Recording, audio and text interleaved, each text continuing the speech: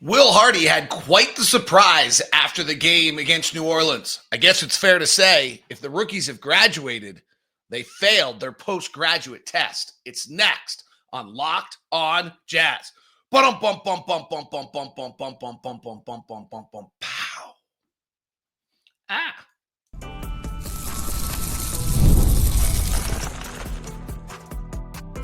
You are Locked on Jazz, your daily podcast on the Utah Jazz. Part of the Locked on Podcast Network. Your team every day. How are you? I am David Locke, radio voice of the Utah Jazz, Jazz NBA insider. This is Locked on Jazz, your daily podcast on the Utah Jazz, giving you insight, expertise, geeky numbers, and hopefully making it way better to be a Jazz fan each and every day. Thank you so much for making Locked on Jazz your first listen. We are free and available on all podcasting apps as well as on YouTube. On today's edition of Locked on Jazz, we will do a Trends Monday as Detroit comes into town, one of the hottest teams in the NBA, having won 9 of 10. We'll look at what they've done and look at their model a tiny bit. The Wolves win on Friday was fun, exciting, has some things to talk about, clutch plays late.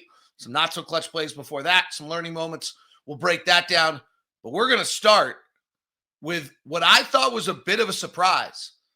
Will Hardy setting a tone for the final 21 games of the NBA season and what's acceptable and what's not.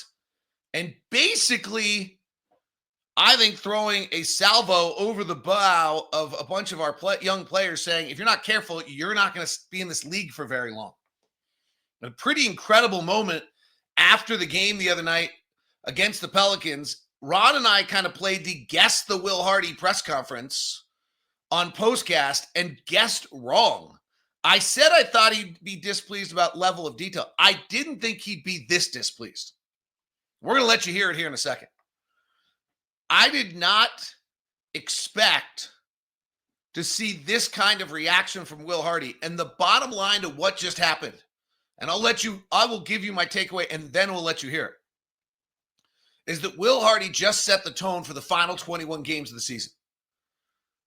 That if we're going to go through the final quarter of the season, a lot, on a developmental year, there is going to be a standard by which he expects people to play. If the lineups are going to be wonky, and maybe the end result is not necessarily about W's, the performance in between that is going to be held to the highest of standards. And that if you are one of the 6 players in their first or second year trying to make their way in the NBA, this is not a pass for the final 21 games just because Walker Kessler at 23 years old is resting against a team that's next to us in the lottery standings. There is a standard that is going to be upheld, and if you don't uphold it, you're going to be in trouble in your job and your career as an NBA player. Here's Will Hardy post-game after the New Orleans game.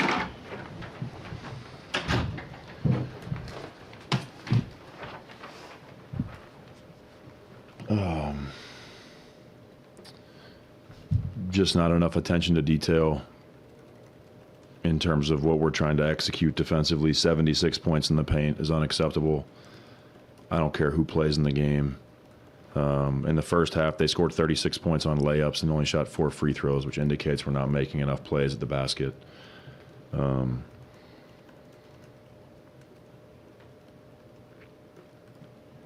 It's a moment of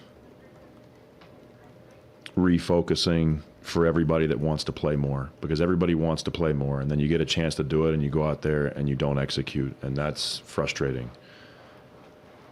I'm empathetic to everybody that wants more. I think wanting more is a natural human thing, and I think we should all want that, whatever your job is. Everybody wants a promotion. Everybody wants to get paid more responsibility. And in team sports, that's a very real thing. Everybody wants more minutes. You want more opportunity. And so you have to be ready when you get it.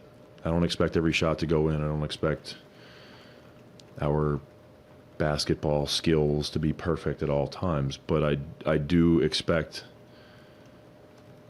this job to be treated with the respect that it deserves. And I love all the guys in the locker room. They're human beings. It wasn't their best night. But the frustrating part is that there's so much opportunity on our team right now. And all of these young players are getting an opportunity to show us who they are, what they are. And that opportunity needs to be met with the desperation that it deserves, because the NBA will stop for no one. Everybody's got a scrapbook. No one cares what your resume was before you got here. I don't care how many points you scored in high school. I don't care what you were ranked coming out of high school. It doesn't matter where you played in college. It doesn't matter how many wins you got in college. It doesn't matter how many points you scored in college. Your Instagram followers mean nothing to me. This is a job, and we want to win. And I recognize that we're in the developmental stage of our team, but this is a profession, and it needs to be treated as such. And so it's a frustrating night, and I didn't set a good example at the end because I let my emotions cloud my brain, and I called a timeout when we didn't have one. I'm lucky that didn't cost us the game, because it very well could have. And so it's a moment for me to understand that, like, I have a responsibility to the team to not let my emotions get to a point where my brain is fogged. I'm not disappointed in our team very often. I think there were some guys who really played great. Oscar deserves a shout out. Wow.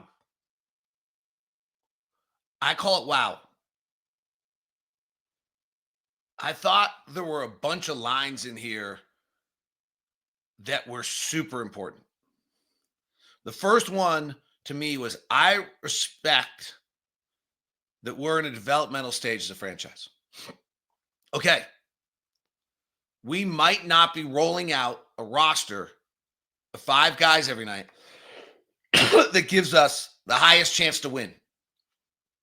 We didn't play John Collins, Jordan Clarkson, Colin Sexton, Walker Kessler, Lauri Markkanen for various ailments or rest in this game. And anyone can look at the Western Conference standings and understand the importance of last night's game. But Will Hardy's message is, I understand that. It's not an excuse, and it's not a pass. And this is not a pass-fail class. And this is not that we're doing that, so therefore you don't have to pay attention to detail if you're a developing player. The word opportunity was setting the tone for the final 21 games of the season. John Collins, Lauri Markkanen, Colin Sexton, Jordan Clarkson. Frankly, at this point, Walker Kessler don't need the opportunity. Walker needs to continue to grow, and he's got a lot to do, but he's had a hell of a year. But Kyle Filipowski and Keyonte George and Isaiah Collier and Brice Sensabaugh and Cody Williams and others have an opportunity to respect the other key word in there, the game. And maybe the dagger. The NBA will stop for no one. In other words, if you're not careful, you'll get kicked off this train. And when this train roars past you, it's awfully hard to get back on. First round draft pick Jaden Springer, who Jazz just signed for the rest of the year, is trying awfully hard right now to get back on this train. He was the 28th pick of a first round of draft, Isaiah Collier and Kyle Filipowski and Brice Sensabaugh. Like that, there should be a cautionary tale that just got signed to this roster. Because you can end up off the train and then you are desperate to get back on. Springer was the 28th pick of the 2021 draft at 19 years old, and he got After 3 years in Philadelphia, when they tried it and didn't have much room for it, he ended up going to Boston for 17 games and then going to Boston for 26. He's now in Utah, and he is clinging to stay on the train. And obviously the word disappointed. And in typical Will fashion, he took the blame for losing it on the timeout. But interesting to me that he was that upset during the game that he basically called a frustration timeout late in the game we didn't have. 76 points in the paint is the first number that jumps out. I'll share some defensive numbers for you by quarter from last night's game that are pretty revealing. We'll touch on Friday. Get ready for Detroit and do points gained before we're done. So we're still rolling here on Locked on Jazz. Monday edition of Locked on Jazz is brought to you by Murdoch Chevy, located in Woods Cross. Also in Logan, the Chevy trucks. I mean, it's the Silverado and the Colorado. It simply doesn't get any better than Chevy trucks and Americana. And the Murdochs in Utah can't be more well respected. 80 plus years of making sure that you have a no regrets experience. It's all out in Woods Cross or in Logan. If you're going to stop by, let's give you the VIP experience you deserve as a Locked On every dayer. So email me at dlock09@gmail.com. If you're looking for a Chevy truck right now, you can stop by and we'll get you that VIP experience. It's also got the incredible lineup of the SUVs, the Utah County assault vehicles, the Tahoe and the Suburban, plus the Equinox, the Blazer, and the electric Volt, all taking names and getting great regard as well. That's all at Murdoch Chevy, located in Woods Cross, also in Logan. If you're going to stop by, email me at dlock09@gmail.com. Today's show is also brought to you by FanDuel, the official sportsbook of Locked On, sportsbook partner of the NBA. And when the game tips off, the action in the NBA is just getting started. There's no place to get in on better than FanDuel, America's #1 sportsbook. With FanDuel, you can place live bets throughout the game. So even if you miss the opening tip or want to bet on a fourth quarter comeback, you can stay in the action. If you're looking for a bigger payout, you can even combine your live bets into same game parlay. FanDuel's live betting feature keeps you up to every moment of the game. And whether you're backing your team late game rally or picking up a player to hit a clutch three, never feel like you've missed your chance. Plus, the app is easy to use, and when you win, you can get paid instantly. Right now, new customers can get $150 in bonus bets. If your first $5 bet wins, just visit FanDuel.com to join today. That's FanDuel.com for your shot at $150 in bonus bets. Make every moment more with FanDuel, the official sportsbook betting partner of Locked On.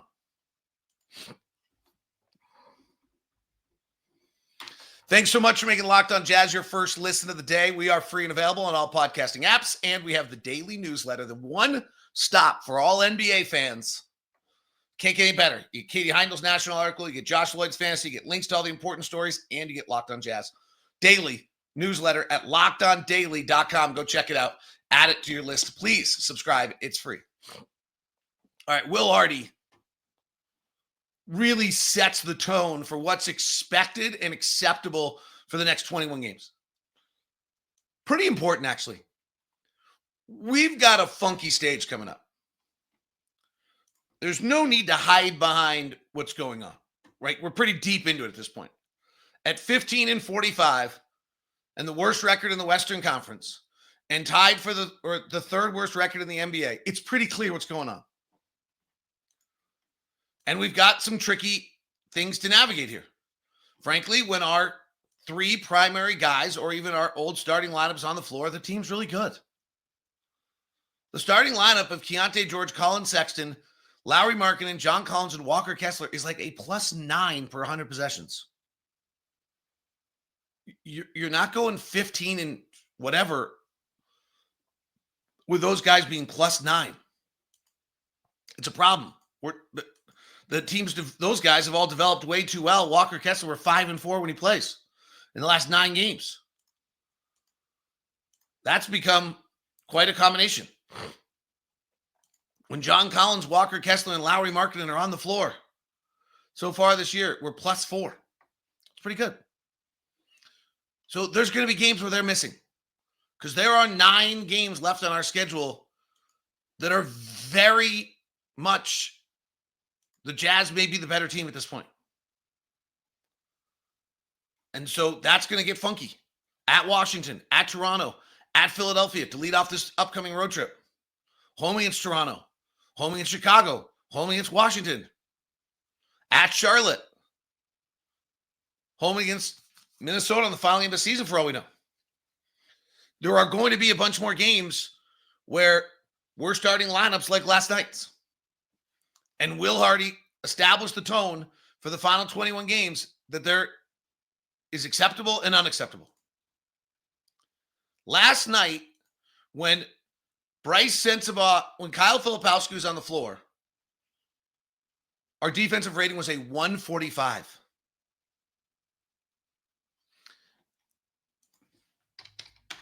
If that number does not make sense to you, let me see if I can, though I don't know if I can. The league average offensive rating is 114, meaning that if you play 100 possessions, the other team would score 114 points. New Orleans offense ranks 25th in the NBA at 110. In other words, they score 4 points below average over 100 possessions.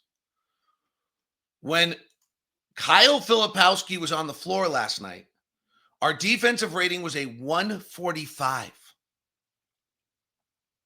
They would score 145 points in 100 possessions.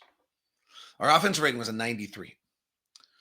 Brice Sensabaugh, 137. Isaiah Collier, 138. Okay, quarters are subjective time, but it's still interesting.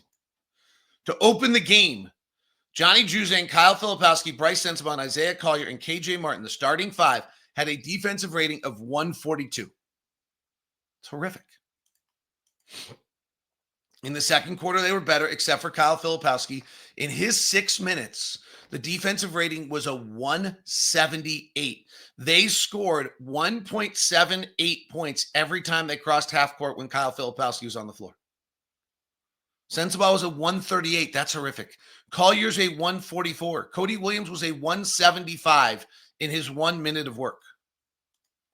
The third quarter, after probably being ripped at halftime, because when I asked Scott Morrison at halftime about Brice Sensabaugh's offense, he said it's great, except for he's allowed just as many on the other end. On camera. Or on audio. They were better at about a 112. Kyle was the worst at 112. That's totally fine. In the fourth quarter, Kyle was a 153. So was Brice Sensabaugh. So was Isaiah Collier. Keyonte George was a 148. Those are horrific numbers. That's what got the reaction from Will Hardy. This is going to be interesting. The NBA will stop for no one. It's true. Keyonte George has not been a very efficient offensive player, but he arguably was ranked the worst defensive player on the worst defensive team, and he got taken out of the starting lineup for it. If he cannot figure out how to defend, he at best is Jared Bayless in his career. If Brice Sensabaugh and Kyle Filipowski, who are limited athletically to be able to defend, it's why they were drafted when they were drafted. This is their challenge. This is just the reality of trying to make it in the best league in the world against the best players in the world. Brice Sensabaugh is an incredibly skilled offensive player. He was at Ohio State. We've seen it at numerous times in the career. That's why he was the 28th pick of the draft, was because he had some knee issues, and defensively, people wondered whether he could move and whether he could physically be in the right shape. He probably, on the right circumstance, could score like Gary Trent scored in Toronto at 15 to 18 points a game, but Gary Trent did that for 5 years in Toronto and ended up on the minimum contract this year because he's Milwaukee's worst defensive player, and then got taken out of the starting lineup and is now still playing 25 minutes a night and is pretty good, but that's what happens. Brice Sensabaugh to Gary Trent to me is an interesting comp on the high end. And Kyle Filipowski is wildly skilled offensively. Wildly skilled offensively. But he slid to 32nd in the NBA draft because people were worried about his defense. No question, because his offensive skills are incredible. But he lacks verticality. He lacks physicality on some of the stuff despite being really strong. He lacks lateral movement. He got caught as a statue by Naz Reid the other night in a play that I'm going to have to wash from my memory.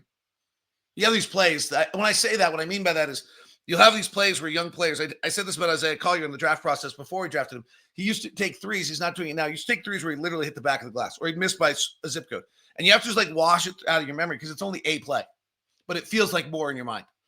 Like Kyle Filipowski trying to guard Naz Reid the other night when Naz Reid spun on him and Kyle moved as much as Stockton and Malone do outside the building. It stuck in my brain like it's one of those plays you're like, oh, I got to get that out of my brain. I'll never forget that. Because you'll never be able to, if you don't forget about some of those plays, you never understand it. So Wills just laid it out for him. That was a really honest press conference. I want to back up to Friday for a second. Because that was a fun one and an interesting win. And I thought, John Collins, you got, and this is what's going to be difficult for these guys. I thought you also got, and we talked about this a lot last year, that when we do pull the security blankets, the blankies, like John Collins, Walker Kessler a little bit, Colin Sexton, to some extent right now, are young players' blankies. John Collins was so good in that game. Plus 11, 29 and 12, hit 3 more threes. And that touch pass to Walker Kessler for the game winner was incredible. And the verticality on the DiVincenzo was clutch, big-time plays. Big-time plays. And suddenly, generally, the other guys have a better night because of the fact they're surrounded by these guys and they're a little bit more of the rightful order of the basketball universe. Well, we're not going to get that all the time coming up here. That was Will's point. And so they're going to have to figure out how to do things without that. The other one I thought was interesting that night is we did not close that game particularly well. There were a bunch of plays late in that fourth quarter. We all remember the incredible pass by Collins and the great dunk by Walker. But the play before that, Brice Sensabaugh is trying to go one-on-one. He gets his right hand denied, shoves off for an offensive foul with 45 seconds left. With 1:15 left, Kessler misses a shot at the rim, kind of an off-balance shot. John Collins rebounds and loses the ball. Collier turns it over with 2:17 left after getting tied up on a jump ball and then losing the jump ball to Mike Conley. He gets the turnover on the backside of the jump ball. We go to the free throw line 8 times in that game. Collier goes 1 for 2. Kessler goes 1 for 2. KJ Martin goes 1 for 2. And Keyonte George goes 1 for 2. Not great. We hit, I think, up until prior to the, and I'll get this actually just right, Kessler dunk, we had missed or turned it over on 1, 2, 3 free throws, 4 free throws, 5 free throws, 6 free throws, 6 straight possessions. Keyonte had made a runner with 4:24 left that was nice. Then we got the 3 free throws that we split. And prior to that, the previous field goal was the incredible alley-oop to KJ Martin with 5:25 left in the ballgame. And Key had missed a 3. So we didn't close great in that one. Again, a lot of but John Collins kind of made the veteran plays to close it out. That was a fun win. Detroit tonight will be interesting. Detroit is 9-1 in their last 10 games. The number 1 defensive team in the last 10. We're going to look at more of that as we continue here on Trends Monday, as we continue here on Locked On Jazz. Today's edition of Locked On Jazz is brought to you by DoorDash. How fun was that the other night when Steph dropped 50, and so everybody got their Dash Pass saved 50%. Because NBA fans, they swoosh, you save. That's right, the Dash Pass. Every time a player drops 50 or more in a game, I thought Anthony Edwards was going to do it for you last night, you score a huge deal the next day. It's simple. When a player scores 50 or more in a game during the 24-25 NBA regular season, Dash Pass members get 50% off any order, up to $10 the next day from noon to midnight.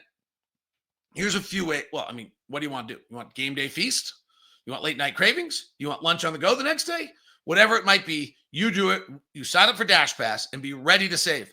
When any player scores 50 or more in a game, Dash Pass members get 50% off an order the next day up to $10. Just use the promo code NBA50 from noon to midnight.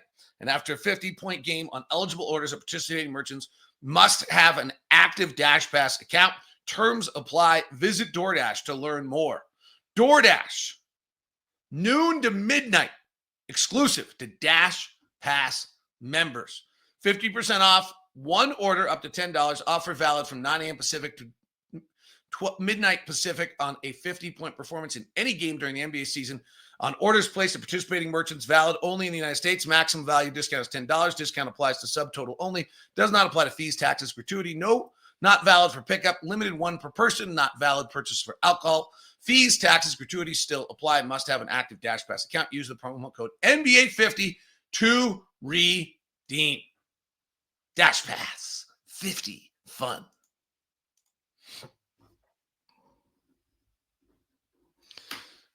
Time for Trends Monday. We do this every single Monday on the show. We look at the last 10 games of the NBA to see where teams are. And then we look at the last 2 weeks to see where teams are. And the Jazz play the Detroit Pistons right now, and they will be the star of Trends Monday. Because over the last 10 games, the Cleveland Cavaliers are 10-0, and the Detroit Pistons are the second best team at 9-1. The best differential in the NBA the last 10 games is Cleveland at 16, Detroit at 14, Oklahoma City at 11. How about the Warriors? Jimmy Butler pickup might have worked. Plus 11, Boston's plus 8, Denver, despite last night's loss, plus 8. Lakers, they were 8-2, another win last night, are plus 6. Those 7 teams playing better than anyone else. Charlotte is all in, baby. They are minus 20. They have a quest at hand. Philadelphia has a quest at hand. This is an issue for us. Win totals are what matter here. 11 for Washington, 14 for Charlotte, 15 for Utah. New Orleans now at 17. That was big last night. Toronto's at 19. Brooklyn's at 21. Philadelphia's at 21. Philadelphia needs to get into the top 6 to keep their pick. They're going to do it. They're committed to the task. I think, unless everybody else is so committed to task. I don't – Philadelphia has 21 wins. I don't think they finish with more than 23. They may only finish at 22. Brooklyn's at 21. They may not finish with more than 23. Toronto's at 19. I can't quite figure out what they're doing. New Orleans is at 17. They've won 5 of their last 10 and 5 of the last 7. So not quite sure what they're doing. Charlotte's not going to win 15 games. They've won 14. They'll win 16 games. And the Jazz are at 15. Ideally, it matters if you're 1 or 2 rather than 3. Your best odds are at 3. The other one, we would like Minnesota to lose, but they won in Phoenix last night. All right, back to Trends Monday. Committed to the task. Chicago's minus 7. Utah's minus 7. Phoenix is minus 7 and not trying to be. They've lost 8 of 10. It's a mess. It's too bad. Toronto minus 6. Brooklyn minus 6. And the Spurs are committed as well at minus 5. Best offensive teams over the last 10 games. Cleveland 1, Oklahoma City 2, Denver 3, all very close.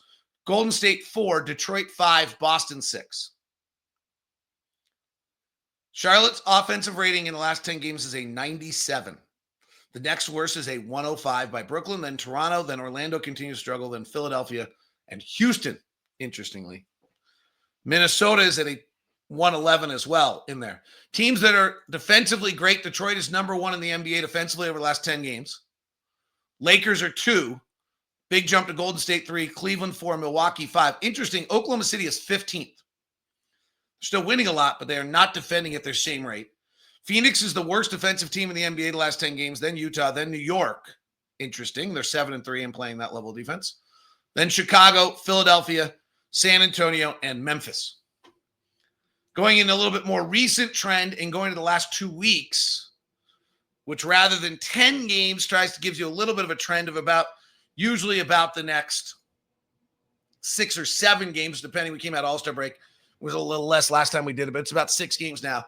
The number 1 team in the NBA over the last 2 weeks is Golden State at plus 18, Cleveland at plus 17, Portland at plus 12, making a run for the 10th spot, Sacramento plus 11, and then Detroit is the 5th best team. The worst teams are Charlotte minus 22, per 100 possessions. Then Philadelphia minus 14, Brooklyn minus 14, committed to the task. San Antonio minus 12, Atlanta minus 8, and Utah minus 7. Atlanta doesn't have their pick. The best offense in the NBA over the last 2 weeks is Golden State at 128. Oklahoma City, Cleveland, Indiana, and Sacramento to follow, with Boston and Detroit after that. Teams that can't score right now, Charlotte, as I mentioned. Brooklyn, Dallas, 106. Washington, 106. Toronto, 109. Teams that are defending, the Lakers are the best defense in the NBA over the last 2 weeks at 104. Portland at a 106. Washington is the third best defense in the NBA. What? Then Milwaukee, Cleveland, and Detroit. Teams that are not defending, Philadelphia, Phoenix, San Antonio, Atlanta, Memphis, and Utah. That is your Trends Monday. That is Locked on Jazz. We'll have the Pistons for you. I am going to try to get a show out tomorrow. We leave really early to DC, so it's going to be a little bit of a tough task for me. I'll do the best I can to get a show out for you tomorrow morning, though, reacting to the game against Detroit and getting you ready for the rest of the week and the road trip. Thank you so much for being part of Locked on Jazz, your daily podcast in the Utah Jazz. If you've not followed me on social, please do it. DLock09, all of them. Blue Sky, Threads, X, DLock09. Check it out, please. Snapchat, TikTok, Instagram, please follow. If you have not followed or subscribed to the show, please do. 5-star reviews are more than welcome and appreciated. LockedOnDaily.com's newsletter. We now send you the first ever 24/7 national NBA channel. It's Locked on NBA Plus. Check out Game Night after every game. See you.